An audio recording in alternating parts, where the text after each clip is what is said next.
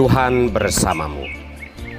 Inilah Injil suci Yesus Kristus menurut Yohanes. Bab 4 ayat 43 sampai dengan ayat 54. Yesus menyembuhkan anak pegawai istana. Dan setelah 2 hari itu Yesus berangkat ke sana ke Galilea. Sebab Yesus sendiri telah bersaksi bahwa seorang nabi tidak dihormati di negerinya sendiri. Maka setelah ia tiba di Galilea, orang-orang Galilea pun menyambut dia, karena mereka telah melihat segala sesuatu yang dikerjakannya di Yerusalem pada pesta itu, sebab mereka sendiri pun turut ke pesta itu. Maka Yesus kembali lagi ke Kana di Galilea, di mana ia membuat air menjadi anggur. Dan di Kapernaum ada seorang pegawai istana, anaknya sedang sakit. Ketika ia mendengar bahwa Yesus telah datang ke Yudea ke Galilea, pergilah ia kepadanya, lalu meminta supaya ia datang dan menyembuhkan anaknya, sebab anaknya itu hampir mati.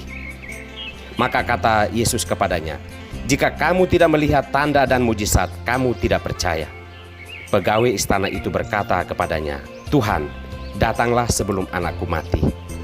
Kata Yesus kepadanya, "Pergilah, anakmu hidup." Orang itu percaya akan perkataan yang dikatakan Yesus kepadanya. Ia lalu pergi. Ketika ia masih di tengah jalan, hamba-hambanya telah datang kepadanya dengan kabar bahwa anaknya hidup. Ia bertanya kepada mereka, "Pukul berapa anak itu mulai sembuh?" Jawab mereka, "Kemarin siang pukul 1 demamnya hilang." Maka teringatlah ayah itu bahwa pada saat itulah Yesus berkata kepadanya, "Anakmu hidup." Lalu ia pun percaya, ia dan seluruh keluarganya. Dan itulah tanda kedua yang dibuat Yesus ketika ia pulang dari Yudea ke Galilea. Demikianlah Injil Tuhan.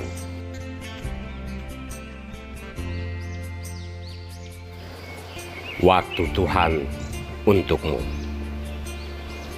Inilah Sampan bersama saya, Pater Domikevi SVD.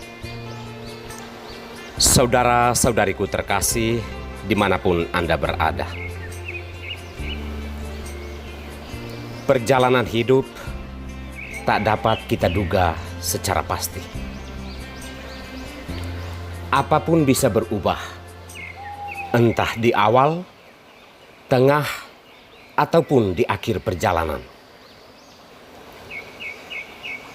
Mungkin sebaiknya kita tidak usah khawatir dengan apapun yang akan berubah dalam perjalanan hidup ini. Cukuplah kita menemukan cara yang baik untuk menjalani hidup ini. Karena apapun yang baik yang kita jalani akan sangat menentukan perubahan hidup itu. Setidak-tidaknya perubahan ke arah yang baik. Iman adalah salah satu cara yang baik yang menentukan arah kehidupan kita, yakni percaya pada Allah dan melaksanakan kehendak-Nya.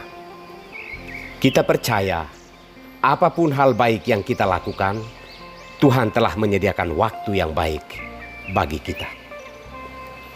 Saudara-saudariku terkasih, waktu Tuhan untuk Israel adalah menciptakan langit dan bumi yang baru, yakni Yerusalem yang penuh sorak-sorai dan mereka semua boleh bergirang. Yesaya menggambarkan waktu Tuhan ini untuk meneguhkan mereka setelah berkali-kali mereka menangis dan mengerang atas berbagai tantangan hidup yang mereka alami. Tuhan telah menunjukkan kepada mereka bahwa Ia telah berbalik mengasihi mereka. Namun apakah mereka menyadari saat Tuhan tersebut atau tidak? Dalam Injil, seorang pegawai istana mengalami waktu Tuhan yang turun atas masalah anaknya yang sedang sakit. Pukul 1, demam anak itu hilang, dan itulah saat di mana pegawai istana itu sedang bersimpu di depan kaki Yesus dan meminta pertolongannya. Mengawali proses itu, Yesus masih meragukan iman pegawai istana itu, berhubung hampir semua orang yang dekat dengan Yesus menolak dia. Namun iman pegawai istana itu berbeda. Ia tidak menyaksikan Tuhan, ia juga tidak menuntut tanda apapun selain memohon agar Tuhan membantu kesulitannya. Buah dari imannya itu adalah pada waktu yang tepat anaknya sembuh. Peristiwa ini mengingatkan kita bahwa Tuhan mempunyai waktu bagi kita masing-masing. Syaratnya adalah menanggalkan kecurigaan kita, menanggalkan keangkuhan kita untuk melihat bagaimana Tuhan mendatangi kita tepat pada waktunya.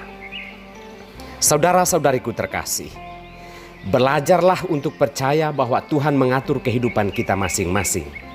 Segala sesuatu boleh berubah di dalam perjalanan hidup ini, namun kasih Allah tidak akan pernah berubah. Selamanya kita adalah anak-anaknya. Belajar untuk beriman dengan penuh kerendahan hati. Marilah kita bersimpu di depan Tuhan dan membiarkan waktu Tuhan berbicara atas persoalan-persoalan hidup yang kita alami. Tuhan memberkati kita semua.